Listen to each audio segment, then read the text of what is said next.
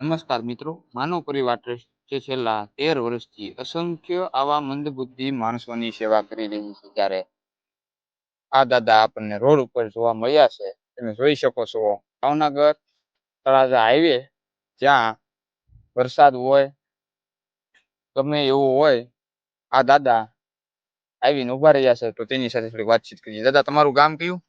हाँ जी, तुम्हारा कौन सा गाँव है?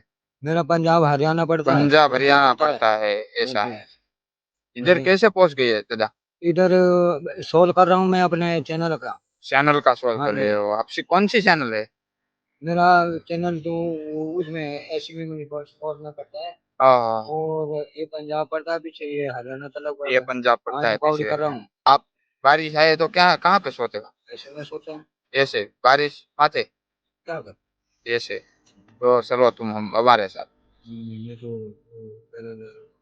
वो हम तुम्हारे घर भी पहुंचा देंगे। कोई बात नहीं, मेरे बराबर, मेरे सारे में चलो हमारे साथ चलना है।